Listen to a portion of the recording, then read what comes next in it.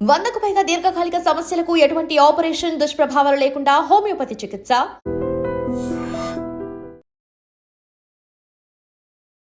విశాఖలో భారీ చోరీ తీవ్ర కలకలం రేపుతోంది. కంచరపాలెం పోలీస్ స్టేషన్ పరిధిలోని ఇందిరానగర్ 5లో హైవేకి ఆనుకొని ఉన్నటువంటి ఒక ఇంట్లో భారీ చోరీ జరిగింది.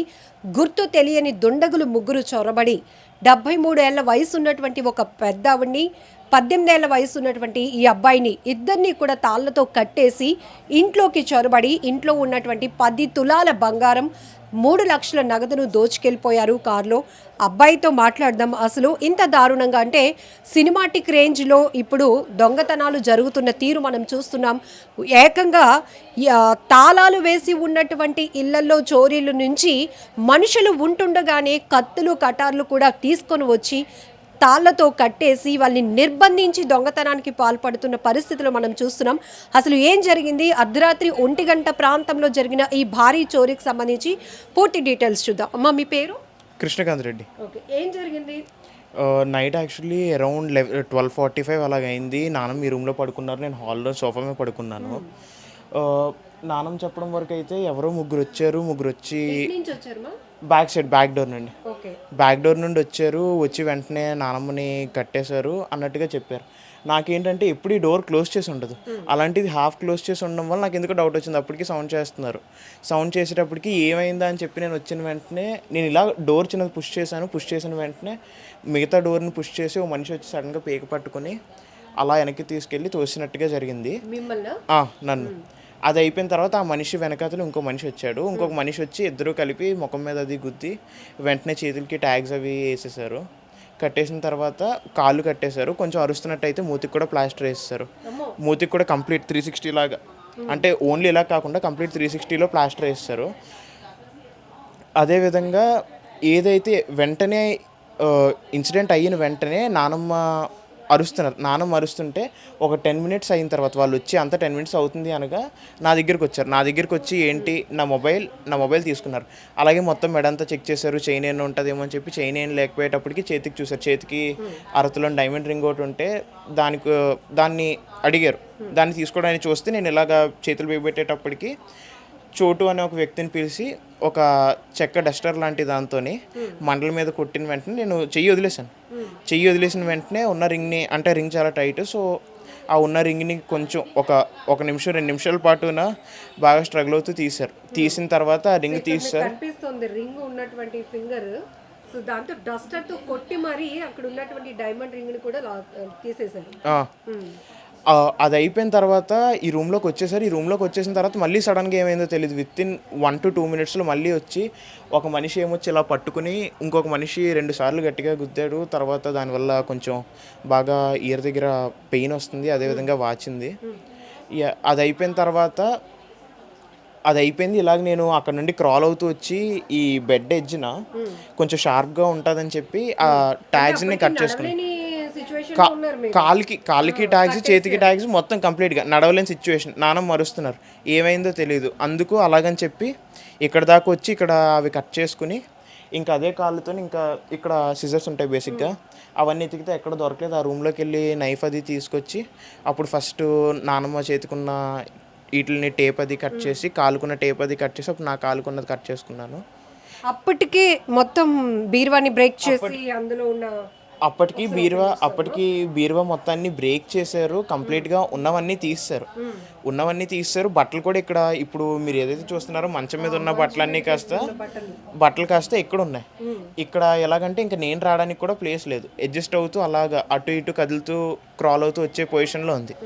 అలా వచ్చాను. ఈ ఇన్సిడెంట్ అంతా జరిగింది అయిన ఒక 10 నిమిషాలకి, అంటే కొంచెం టైం పట్టింది, ఒక 5 to 6 మినిట్స్ అయ్యింది. నాన్నమ్మ ఏమొచ్చి లైట్లు అవి ఏమీ ఆన్ చేయొద్దు, డోర్స్ అన్నీ ఒకసారి మళ్ళీ చూడు అని చెప్పి వెంటనే డాడీకి కానీ మమ్మీకి కానీ కాల్ చేయమంటే నేను వెంటనే పిఎస్కి కాల్ చేశాను. 112 కాల్ చేసిన వెంటనే ఫాస్ట్ రెస్పాన్స్ వచ్చింది. ఎంత టైంలో వచ్చారు పోలీసులు? Within 5 minutes. ఎగ్జాక్ట్లీ ఏ టైం అమ్మా? మిడ్ నైట్ ఇది అరౌండ్ 12:45 to 1:15 ఇన్సిడెంట్ జరిగింది. 117కి నేను 112 కాల్ చేశాను. 120 కల్లా నాకు రిటర్న్ రెస్పాన్స్ వచ్చింది 112 నుండి. స్టేషన్ నుండి బీట్ కానిస్టేబుల్స్ కాల్ చేశారు, కానిస్టేబుల్ వాళ్ళు కాల్ చేశారు. అరౌండ్ 130 కల్లా షూర్గా చెప్పగలను, 130 కల్లా పోలీసులు అయితే వచ్చారు. ఫస్ట్ వచ్చారు, తర్వాత ఎస్ఐ గారు వచ్చారు, లా అండ్ ఆర్డర్ ఎస్ఐ గారు వచ్చారు, సిఐ గారు వచ్చారు. తర్వాత ఇదంతా వీళ్ళు వచ్చిన 3 పర్సన్స్ కదా, ఎంతమంది? ముగ్గురు.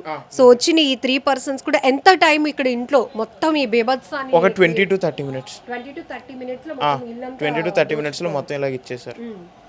సో మీకేమనిపిస్తోంది? వాళ్ళ మీద ఏమైనా డౌట్ తెలిసిన వాళ్ళు అయి ఉండొచ్చా, లేకపోతే ఇక్కడ వాళ్ళ అవుట్ ఆఫ్ ఇతర స్టేట్స్, ఈ మధ్య ఉత్తర యూపీ నుంచి వచ్చిన గ్యాంగ్స్ తిరుగుతూ ఉన్నాయి, అట్లా ఏమైనా అనిపించిందా? వాళ్ళ పేర్లు కానీ ఫేస్ కట్స్ కానీ? అంటే నార్మల్గా హిందీ మాట్లాడడం, అది కూడా అంత ఫ్లూయెంట్గా మాట్లాడడం వల్ల నేను నార్త్ ఇండియా అని చెప్పగలుగుతున్నాను. కానీ నార్మల్గా అయితే తెలిసిన వాళ్ళే అయ్యి ఉండాలి, బాగా తెలిసిన వాళ్ళే చేశారన్నాను నేను ఏది క్లారిటీ ఇవ్వలేను. ఎందుకంటే నేను కూడా చాలా తక్కువగా ఇంట్లో రెగ్యులర్గా వచ్చేవాళ్ళని కానీ లేదంటే తక్కువ కాబట్టి సో నేను ఏది క్లారిటీ ఇవ్వలేను. అంటే రోజు ఇంటికి వచ్చిన వాళ్ళే చేశారు అలాగని చెప్పి. వాళ్ళ భాష వాళ్ళ దీని ప్రకారం అయితే పక్కా నార్త్ ఇండియన్స్ అని అయితే చెప్పగలను. ఏ ఏజ్ గ్రూప్ మేబీ ఉండొచ్చు? ఏజ్ గ్రూప్ అయితే 20 to 25. వచ్చిన వాళ్ళందరూ సర్జికల్ గ్లౌజెస్ వేసుకున్నారు, తర్వాత మాస్క్ పెట్టుకున్నారు. కంప్లీట్ 360, ఓన్లీ ఐస్ కనిపిస్తాయి, ఓన్లీ ఐస్ కనిపించేలా ముగ్గురు మాస్క్లు వేసుకున్నారు. అందులో ఒకళ్ళు నేను నోటీస్ చేసినంత వరకు red or maroon colour shirt వేసుకొచ్చారు విత్ బేర్ ఫుట్, షూస్ కానీ చెప్పులు కానీ ఏం వేసుకోలేదు. అది సో వచ్చిన వాళ్ళు ఏమైనా వెపన్స్ లాంటివి తీసుకొని వచ్చున్నారా? అంటే నా ఐడియా ప్రకారం అయితే టూల్ కిట్ అయితే ఒకటి తీసుకొచ్చారు, అదైతే 100% షూర్. కానీ వెపన్స్ ఏవైతే తీసుకొచ్చారు అన్న దాని మీద నేను ఎటువంటి గ్యారంటీ ఇవ్వలేను. అంటే ఈ వెపన్స్ తీసుకొచ్చారు లేదా ఈ వెపన్స్ ఉండే ఛాన్స్ ఉంది అని నేను ఏది 100% చెప్పలేను. ఇంట్లో ఎవరెవరు ఉంటారు? నేను, చెల్లి, మమ్మీ, డాడీ, నానమ్మ. అమ్మ, డాడీ, చెల్లి ఎక్కడికి వెళ్ళారు? డాడీ హైదరాబాద్ ట్రిప్ వెళ్ళారు. యాక్చువల్లీ పైన సేమ్ పోర్షన్ హౌస్ ఉంది, ఓన్లీ నైట్ టైం పడుకోవడానికి అది యూస్ చేస్తారు. Same portion house plus guest house ఉంది, అది ఓన్లీ పడుకోవడానికి యూస్ చేస్తారు అంతే. సో వాళ్ళు అక్కడ పడుకున్నారు, మేము ఎదురు ఇక్కడ పడుకున్నాం. అంటే డాడీ ఊరు వెళ్ళారు కదా అన్న ఉద్దేశంతో. ఎన్ని డేస్ అవుతోంది ఇంట్లో మీ ఇద్దరే ఉంటే? అంటే నానమ్మ మీరు మాత్రమే ఉండే? 2 days. సో మేబీ వీళ్ళు రెక్కి నిర్వహించి ఉండొచ్చేమో. అంటే ఇంట్లో వాళ్ళు ఎవరు ఊరు వెళ్ళే పొజిషన్ ఉంది, ఇద్దరే ఉండొచ్చు అని ఏమైనా తెలుసుకొని ఇదంతా చేసి అవన్నీ మనం చెప్పలేం కదండి. అవన్నీ మనం చెప్పలేం. రెక్కి చేశారు, ఏదో చేసిన వాళ్ళకి తెలియాలి, లేదంటే ఇంకెవరికైనా తెలియాలి, కానీ మనకైతే తెలిసే ఛాన్సెస్ అయితే ఏం లేవు. సో నైట్ మీ దగ్గర నుంచి ఇమ్మీడియట్గా ఫోన్ లాగేసుకున్నారా మీరు? ఇంట్లో అమ్మకి డాడీకి ఎవరికైనా కాల్ చేయడానికి ట్రై చేశారా? నా మొబైల్ అయితే నేను హ్యాండిల్ చేసే పొజిషన్లో లేను. ప్లస్ సిరి అలర్ట్ చేద్దామంటే కూడా నోరు మొత్తం మూసేసింది కాబట్టి ఐ వాజ్ హెల్ప్లెస్. అండ్ మొబైల్ని అంతా నా రింగ్ తీసుకునే టైంలో మొబైల్ని దివాన్ కాట్ కింద తీసుకురేశారు. సో పెద్ద ఆమెతో కూడా ఒక్కసారి మాట్లాడదాం. ఎందుకంటే నైట్ అర్ధరాత్రి 1 గంట ప్రాంతంలో వచ్చినటువంటి ముగ్గురు దుండగులు, అంటే ఈ అబ్బాయి చెప్తున్న ప్రకారం వాళ్ళైతే పూర్తిగా హిందీలో మాట్లాడుతున్నారు వాళ్ళ కాన్వర్జేషన్ కాబట్టి యూపీ సైడ్ వాళ్ళు కావచ్చు, మన స్టేట్ వాళ్ళైతే కాదు అని ఒక అనుమానం వ్యక్తం చేస్తున్నారు. ఇంట్లో ఒక 2 రోజుల నుంచి కూడా కేవలం 73 సంవత్సరాల వయసు ఉన్నటువంటి పెద్ద ఆమె, ఈ అబ్బాయి ఇప్పుడు మనతో మాట్లాడిన అబ్బాయికి 18 years, తను మాత్రమే ఉంటున్నారు. నైట్ వచ్చినటువంటి ముగ్గురు ఒక 20 to 30 minutesలో ఇల్లు మాత్రం బీభత్సం సృష్టించారు. అలానే వచ్చిన వాళ్ళు కేవలం నగలు డబ్బు దోచుకొని వెళ్ళడమే కాదు, ఇంట్లో ఉన్నటువంటి మనుషుల్ని కూడా ఏ రకంగా హింసించారు అనేది అబ్బాయి చెప్పిన మట్టి చూస్తే సినిమాటిక్ రేంజ్లో ఈ భారీ చోరీ జరిగిందని 100% మనం చెప్పొచ్చు. ఆమెను వృద్ధురాలిని ఇక్కడ కట్టేసి ఆ అబ్బాయి బయటను పడుకుంటే ఆ హాల్లో పడుకున్న అబ్బాయిని ప్లాస్టర్ వేసి నోటికి అంటే అరవలేకుండా, అలాగే నెక్కి, అలానే సెల్ ఫోన్ హ్యాండిల్ చేయడానికి వీలు లేకుండా దివానా కాట్ కిందకి ఇసిరేసి ఆ అబ్బాయి 2 కాళ్ళు చేతులు కట్టేసి ఇట్లాంటి వాతావరణం క్రియేట్ చేసినటువంటి పరిస్థితులు ఇప్పుడు పోలీసులకు పెద్ద సవాల్గా మారింది ఈ భారీ చోరీ. ఆ పెద్దావిడితో కూడా మాట్లాడదాం. అసలు నైట్ ఎట్లాంటి పరిస్థితులు, ఆ పరిస్థితులు కూడా వాళ్ళు కొంత ప్యానిక్ అయిపోకుండా ఆ మనవడిని ఆమె కొంత గైడ్ చేయగలిగినటువంటి పరిస్థితిలో ఉన్నారంటే ఒకసారి ఆమెతో కూడా మనం మాట్లాడదాం. అమ్మా, ఏం జరిగిందమ్మా? మీ పేరు? ఎల్లయ్యమ్మ. ఏం జరిగింది? ఎన్ని గంటలప్పుడు వచ్చారు? 1 గంట అప్పుడమ్మా. 1 గంట అప్పుడు నేను 12 గంటలకు లేచాను, వాష్రూమ్కి వెళ్ళి వచ్చాను. వస్తే నిద్ర పట్టలేదు, 12:30 ఇలాగ అవుతుంది. అప్పుడు నాకు ఈ శబ్దం వచ్చింది, తలుపు తీసినట్టు శబ్దం. ఈ తలుపు తీసినట్టు శబ్దం వస్తే చూశాను. చూస్తే ముందు 2 నిలబడ్డారు, తర్వాత ఒకడు 22, 23 సంవత్సరాలు ఉంటాయి, తెల్లగా ఉన్నారు, పొడవుగా ఉన్నారు, హిందీలో మాట్లాడుతున్నారు. అయితే వాడు రాగానే వచ్చి ఇక్కడికి వచ్చి ఇక్కడ నిలబడగానే "ఆ" అని కేకలేశాడు. కేకలేస్తే వాడొచ్చి నా 2 కళ్ళు మూసాడు. మీరు కేకలు వేసింది మనవడికి వినిపించిందా హాల్లో? వినబడదమ్మా, అక్కడికి తలుపేస్తే వినబడదమ్మా. అయితే అనగానే 2 కళ్ళు మూసాడు. ఒకడొచ్చి ఇంకొకడొచ్చి చోటు చోటు అన్నాడమ్మా. అంటే ఆడొచ్చి ప్లాస్టర్, వెడల్పు ప్లాస్టర్లు ఉన్నాయి కదమ్మా, ఆ వెడల్పు ప్లాస్టర్ వాడు పట్టుకొచ్చి టపా టపా టపా చెప్పడం.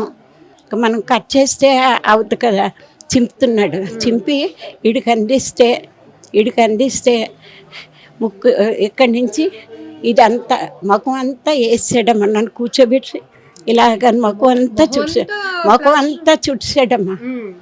ముఖం అంతా చుట్టాడు. దెబ్బ తగిలింది, వాళ్ళు కొట్టారు. ప్లాస్టర్ నుంచి కొట్టలేదమ్మా, ప్లాస్టర్ నుంచే అది ప్లాస్టర్ అంతా అంటించాడమ్మా. అంటించేస్తే నేను వచ్చి "ఊ" అంటున్నానమ్మా. నా ఎంతటి నాకే వినపడుతుంది. "ఊ" అంటే నన్ను వచ్చి ఊరుకోమని చెప్పాడమ్మా హిందీలోను. ఊరుకోమంటే నేను కొంచెం అరడం తగ్గించాను. తర్వాత ఒకడు వచ్చి 2 చేతులు పట్టి దీనికి 5 తులాలు, నేను ఫంక్షన్కి వెళ్ళి వచ్చానమ్మా, ఉంచాను. గాజులు 2 చేతులకి 5 గాజులు తీసాడమ్మా. ఒకడు వచ్చి ఈడు పట్టుకుంటే లాగేశారు. ఈడొచ్చి ఇట్లా ఆగుతుంటే ఇది అడ్డీసి రాలేదమ్మా ఉంగరం. అప్పుడు నేనే తీసిచ్చాను, అడిగి తీసిచ్చాను. భయం వేసింది మీకు, వాళ్ళు ఏదో చేస్తారు అన్న భయం వేయలేదమ్మా నాకు. వాళ్ళకి ఇచ్చేయాలని ఇచ్చాను. ఈ ఉంగరం లాగేసాడమ్మా. ఉంగరం లాగిస్తే ఉంగరం లూజుగా ఉంటుంది. ఉంగరం వచ్చింది, పట్టుకెళ్ళిపోయాడు. తర్వాత చెవులు ఇలా లాగాడు, పెద్దవే స్టార్లు. చెవులు ఇలా లాగానే ఈ చేతులతోనూ ఇలాగ వద్దని చెప్పాను. అడిగి వద్దంటే ఆడ వదిలేశాడు. నేను చెప్పాను నేను ఇస్తాను అనేసి. అప్పుడు వదిలేస్తే నేనే చీరలు తీసి ఈ 2 పెద్ద చెవులువి మాటిల్లును తీసిచ్చేస్తే చీరలు పడిపోయాము. అక్కడ పెట్టాను చెవులు విని మాటిల్లును. అది చేతికి ఇచ్చాను. ఇచ్చేస్తే అది పట్టుకెళ్ళిపోయాడు. గొలుసు తీసాడు, ప్లాస్టర్ కట్టేసాడు కదా, గొలుసు ఎలాగొస్తుంది మీద నుంచి, రాదు కదా. ఆడొచ్చి గొలుసు తీయిపోయాడు ఇలా మీద నుంచి. తీయిపోయి ఇంకొకడు వచ్చి టప్పమనే శబ్దం వచ్చింది. అంటే కట్ చేసాడు. ఇది గొలుసు కట్ చేసాడు. 2 తులాలన్నర ఇది. తర్వాత వచ్చి నేను చెయ్యము అన్నట్టుగా మాట్లాడారు. వాళ్ళు మాట్లాడితే నాకు అర్థమవుతుంది, నేను మాట్లాడలేను. వాళ్ళు హిందీలో చెప్పాను. అరవకు, అలాగనే నిన్నేమి చెయ్యు అని చెప్పారు. అయితే ఒకడు వచ్చి ఇలాగ తల రుద్ది ఇలా తల మీద చేసి హెడ్డెక్క అన్నాడు ఇంగ్లీష్లో నన్ను. అంటే నేనేమనలేదు. చాలాసేపు ఒక 5-6 సార్లు ఇలా చేసాడు. చేసి వెళ్ళిపోతాము, అంటే గొడవ చెయ్యొద్దు ప్లాస్టర్ వేస్తారు కాబట్టి మీకు తలనొప్పి వస్తుందా అన్నట్టుగా అడిగాడమ్మా. తెలివైనోడు కదా. అడిగితే నేనేం మాట్లాడలేదు. అయితే వెళ్ళిపోతున్నాం అని చెప్పారు. ఒకడు చెప్పాడు సోజా అన్నారు, పడుకోమని. ఇవన్నీ నాకు వచ్చి ఇక్కడొకడు కూర్చున్నాడమ్మా, ఇక్కడొకడు కూర్చున్నారు. కూర్చొని ఇగో ఆ టవల్తోనూ పేక నొక్కిపోయారు. ఈ టవల్తోనూ పేక నొక్కిపోయాడు. అక్కడ ఉంటుంది ఆ టవలు, అక్కడ తెచ్చి పేక నొక్కిపోయాడు. పేక నొక్కిపోతే నేను అరలేదు. అరపగానే ఇక్కడ కూర్చున్నాడమ్మా, ఇక్కడ గుండెల మీద కూర్చున్నాడు. ఇక్కడే ఇలా పడుకున్నాను. గుండెల మీద పడుకొని ఉన్నారు, కాళ్ళ మీద ఒకడు, గుండెల మీద ఒకడు కూర్చున్నాడు. తర్వాత వచ్చి ఒకడు అటు నుంచి వచ్చి తాడు, అలా ప్లాస్టిక్ తాళ్ళు ఉన్నాయి కదమ్మా, అలా దాంతో కాళ్ళు కట్టేశాడు. కాళ్ళు చేతులు ప్లాస్టర్, అంతా ప్లాస్టరే. నోట్లో ప్లాస్టర్ కూరేశారు. నాకు నోట్లో కూరేశారు. నాకు అంటుకుపోతుంటే ఆఖరి వెళ్ళినప్పుడు మాత్రం పడుకోమని ఈ దుప్పటిని కప్పేసి, ఇదే నేను కప్పుకుంటా, దుప్పటిని కప్పేసి కాళ్ళు ఇలాగ ఉన్నాయమ్మా. నేను అనుకున్నాను, తండ్రి బాబా నాకేమి జరగకూడదు అనుకుంటే ఈ దుప్పటిని కప్పేశారమ్మా. దుప్పటిని కప్పేసి వెళ్ళిపోతామని చెప్పారు. చేయాల్సిన చేసేసి హింసించేసి వెళ్ళిపోతున్నప్పుడు తలనొప్పి వస్తుంది అని అడిగి మళ్ళీ దుప్పటి కప్పేసి దుప్పటి కప్పేసి వెళ్ళిపోయారమ్మా. ఇలాగే వెళ్ళిపోయారు ముగ్గురును. వెళ్ళిపోతే నేను ఒక 10 నిమిషాల వరకు అరవద్దు అన్నారు. ఇదంతా చేస్తున్నప్పుడు మనవడికి ఇంకేం తెలియలే. అప్పటికే ఆడికి కొట్టేశారమ్మా. ఆడి ఇక్కడ వరకు వస్తే నాని ఏటి అరుస్తున్నారు నాన్ని అనేసి ఇక్కడికి వస్తే ఆడిని వచ్చి వెనక్కి తోసి ఆడికి కట్టేసి ప్లాస్టర్ పెట్టేసి ఆ డైమండ్ రింగ్ ఉన్నది అడికి అది లాక్కొని తోసారు అక్కడికేను. సోఫా మీద నుంచి వచ్చాడు. ఆడు ఇలా పంగురుకొని కాళ్ళు కట్టేశారు కదా. అయితే ఇది వెళ్ళిపోతాం అన్నారు కదా. 10 నిమిషాల తర్వాత నేను ఊరుకొని నాను అని పిలుస్తున్నాను ప్లాస్టర్ ఉంటుండగా. నేను అంటే చిన్న మాట అంటున్నాడు. అమ్మో నాకు మనం నేట్ చేశారు తండ్రి అని ఆ బాబాకి దాన్ని పెట్టుకొని చూస్తే నేను నాను చూడమ్మా అంటే నాని అనేసి నా మనవడికి ఇక్కడికి వచ్చి ఏడిస్తే బాబు కత్తి రంగులు ఉంటుంది, కత్తి తీనైనా కట్ చేసినైనా అనేసి అంటే నాకు చేతులు కట్ చేసి కత్తి టేప్ కట్ చేసాడు. నేను ఇవన్నీ లాగేసుకున్నాను. చేతులు కాళ్ళు కూడా వెళ్ళడు కట్ చేసాడు.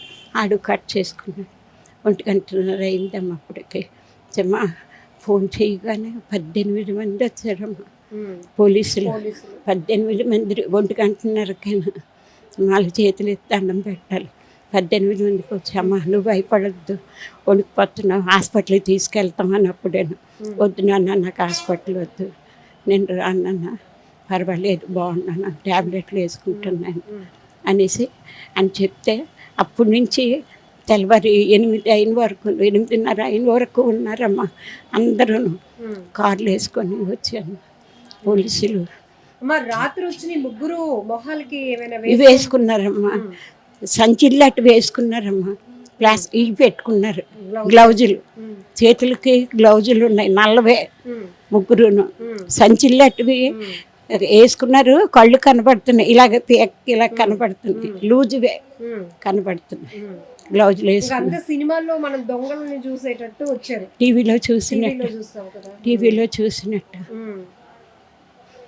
ఏదైనా మీరు చాలా కొంచెం ధైర్యం చేసుకుని ఆ బాబాయ్ ఇచ్చాడమ్మా నాకు ధైర్యాన్ని. అదే మనవడు కూడా చెప్తున్నారు, నానమ్మ కొంచెం ధైర్యంగా ఉండి నన్ను ఇది చేయడం వల్ల కూడా కొంచెం నేను ఒక్కడేనమ్మా నాకు వారసుడమ్మా. ఇప్పుడు 5 సంవత్సరాలు అయ్యిందమ్మా. మా ఆయన గారు చచ్చిపోయి 20 రోజులకి నా కూతురు చచ్చిపోయిందమ్మా. ఆ సంవత్సరంలోనే తర్వాత అల్లుడు 18 రోజులకి ముగ్గురు 2020లోను. ఇంక నాకు ధైర్యం ఎక్కడి నుంచి వస్తుందమ్మా. సాయిరామ్ తల్లి ప్రాణాలతో బయట ఉన్నామమ్మా. నాకు అదే చాలమ్మా. నా పిల్లడు నేను చచ్చిపోయినా పర్వాలేదు కానీ పిల్లడు వాళ్ళు. ఎందుకంటే కొన్ని చోట్ల దొంగతనాలు మనుషులను కూడా చంపేసి. అవునమ్మా. లేదమ్మా వాళ్ళకి కూడా చేతులు ఎత్తాను పెట్టాలి. నా మనవడిని కాపాడాడు బాబా ఉన్నాడు. ఒకటమ్మా అన్ని బాబాలే. మనోడు ఉన్నాడమ్మా. నా మనోడికి పోయిన బంగారం పోయిన వస్తువులు అన్ని జాగ్రత్తగా పోలీసులు కొన్ని రోజులు లేట్ అయినా మీ వస్తువులు మీకు వచ్చే దొరికినా దొరకకపోయినా పర్వాలేదు, మేము బాగున్నాం, నాకు అదే చాలు. నా మనవడు బాగున్నాడు, నాకు అదే చాలు. ఆయన కొట్టేశారు, చెవులో రక్తం వచ్చిందమ్మా. అప్పుడు 5 గంటల వరకు అలా రక్తం ఉన్నది. చెవి నొప్పి వస్తుందమ్మా. అంతేనమ్మా. కానీ మేమెవరికి అన్యాయం చేయలేదమ్మా. నేను వాళ్ళైతే తెలిసిన వాళ్ళు కాదు, వాళ్ళ భాష కానీ లేదమ్మా. మనం మనోళ్ళు హిందీ మాట్లాడితే ఒక రకంగా ఉంటుందమ్మా. నాకు తెలుసు వచ్చిన అన్నట్టుగా ఉంటుంది. అలా కదమ్మా. వాళ్ళు అందులో పుట్టి పెరిగిన అటుకసేలేనమ్మా. ఒరిస్సా వాళ్ళు వాళ్ళే.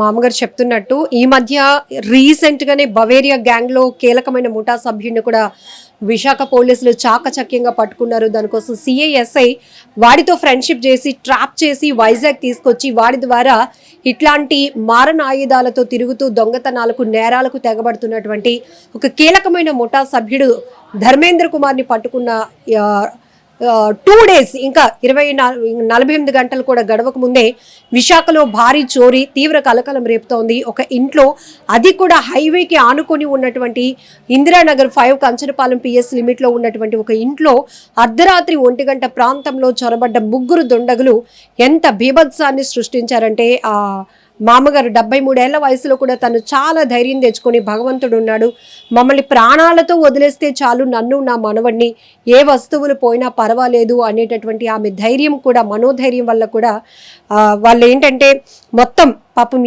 ఎన్ని రకాలుగా హింసించాలో అన్ని రకాలుగా వాళ్ళని హింసించి ఇంట్లో ఉన్న 10 తులాల బంగారాన్ని, 3 లక్షల నగదుని, మొత్తం 13 తులాల బంగారాన్ని, 3 లక్షల నగదును, కొన్ని వస్తువులు కూడా వాళ్ళు దోచుకొని వెళ్ళిపోయినటువంటి పరిస్థితి. దీనికోసం ఇప్పటికే విశాఖ నగర పోలీస్ కమిషనర్ ఆధ్వర్యంలో క్లోజ్ టీమ్ అయితే రంగంలోనికి దిగడం జరిగింది. మీ కారేనండి? కారు తీసుకెళ్ళిపోయారు. కారు ఇప్పుడు పోలీసులు ఫోన్ చేశారు, అక్కడ మధురవాడ దగ్గర ఎక్కడో ఉన్నది అనేసి ఉన్నది, కారు దొరికిందమ్మా. కారు సో దొంగతనం చేయడమే కాకుండా వీళ్ళ కారులోనే వాళ్ళు ఎస్కేప్ అవడానికి కూడా ఉపయోగించినటువంటి పరిస్థితి. కార్ కేసు కారు బండివి ఇక్కడే పెడతాడు బాబు హైదరాబాద్ వెళ్ళాడమ్మా. మొన్న సాటర్డే వెళ్ళాడు, రాత్రి ఇలా జరిగింది. బాబు కూడా వచ్చాడు, ఫ్లైట్లో వచ్చాడు బాబు. తాళాలు ఇక్కడవి తీసుకుని వెళ్ళిపోయారు తాళాలు. సో ఇక్కడ కార్ కేసు ఉంటే కార్ కూడా తీసుకొని వెళ్ళిపోయినటువంటి పరిస్థితి. ఇప్పటికే వీళ్ళ కోసం పోలీస్ టీం అయితే రంగంలోనికి దిగింది. ఖచ్చితంగా వాళ్ళందరినీ పట్టుకునే పనిలో పోలీసులు సీరియస్గా ఉన్నారు. సో కాల్ చేసిన వెంటనే పోలీసులు ఇమ్మీడియట్గా రెస్పాండ్ అయిన తీరు పట్ల కూడా వీరు కొంత ఆనందం వ్యక్తం చేస్తున్నారు. ఎందుకంటే ఆ టైంలో ఇద్దరే ఉన్నారు, ఎవరు రాని పరిస్థితి. 18 మంది పోలీస్ టీం ఇమ్మీడియట్గా రెస్పాండ్ అయ్యి రావటం వల్ల మాకు చాలా ధైర్యం వచ్చింది. ఆఖరికి వాళ్ళు చేసినటువంటి ఏదైతే బీభత్సం క్రియేట్ చేసి వెళ్ళారు, సినిమాలో నేను టీవీలో చూస్తూ ఉంటాను ఆ తరహా దొంగతనాలు, అది నాకే జరగటం అనేది నేను జీర్ణించుకోలేకపోతున్నాను, వణికిపోతున్నాను రాత్రి జరిగినటువంటి పరిస్థితిని చూసి అంటూ ఆమె చెప్తా ఉన్నారు. ఏది ఏమైనా కూడా జాగ్రత్తగా ఉండాల్సినటువంటి పరిస్థితులు ఉన్నాయి. ఎప్పటికప్పుడే విశాఖ పోలీసులు ప్రతి ఒక్కరిని హెచ్చరిస్తూ ఉన్నారు. వేరే ఇతర రాష్ట్రాల నుంచి, బీహార్, ఉత్తరప్రదేశ్ నుంచి వస్తున్నటువంటి దుండగులు తెగబడుతున్నారు. ఎక్కడికక్కడే గోల్డ్ రేట్ పెరుగుతోంది. ఎక్కువ శాతం ఈ భారీ చోరీలకు తెగబడుతున్న పరిస్థితులు ఉన్న నేపథ్యంలో అందరూ అలర్ట్గా ఉండాల్సిన పరిస్థితి ఉంది. సీసీటీవీ ఉందా అమ్మా ఇంటికి? ఉన్నాయమ్మా, అవి పని చేయలేదమ్మా. మొన్న ఊరులు వచ్చాయి కదా, అప్పుడు పోయాయి, పని చేయించలేదు. సో సీసీటీవీ ప్రాముఖ్యత కూడా ఎక్కువగా పోలీసులు చెప్తా ఉన్నారు. ఇట్లాంటి నేరస్తుల్ని త్వరితగతిన పట్టించడానికి అవకాశం ఉంటుంది. నేరస్తులు ఎవరైనా ఏదైనా ఒక రకమైన చోరీలకు కానీ ఏదైనా క్రైమ్ చేయడానికి వచ్చినా సీసీ కెమెరాలు ఉంటే కనుక కొంత భయపడే పరిస్థితులు కూడా ఉంటాయి. కాబట్టి ఈ రకంగా ఫస్ట్ పబ్లిక్ ప్రతి ఒక్కరూ కూడా మీరుంటున్నటువంటి గృహాలకి కావచ్చు, అపార్ట్మెంట్ కావచ్చు, ఏదైనా వాణిజ్య సముదాయాలైనా సీసీ కెమెరాలు అనేది మస్ట్ అండ్ షుడ్ గా పెట్టుకోవాలని కూడా పోలీసులు హెచ్చరిస్తున్నారు. దీన్ని ఒక సూచనగా తీసుకోండి, మీరు కూడా అలర్ట్ గా ఉండండి. నిజంగా ప్రస్తుతం ఉన్నటువంటి సమాజం దేనికి ప్రయారిటీ ఇస్తుంది? ఆర్థిక సంబంధాల చుట్టూ మాత్రమే తిరుగుతుంది. మళ్ళీ ఎన్నికలంగానే చాలా విరక్తి కలుగుతాం. మంచి అనిపిస్తుంది కదా, లేడీస్ కూడా ఛాలెంజింగ్ జాబ్స్ చేసినప్పుడు చాలా బాగుంటది. ట్రాఫిక్ అసిస్టెంట్స్ గా నియమించిన ట్రాన్స్జెండర్స్ అందరితో సాల్యూట్ చేయించుకుంటున్నారు. ఫుడ్ డెలివరీ ఇవ్వటానికి వెళ్ళినటువంటి డెలివరీ బాయ్ అనిల్ పై కళ్ళ ముందు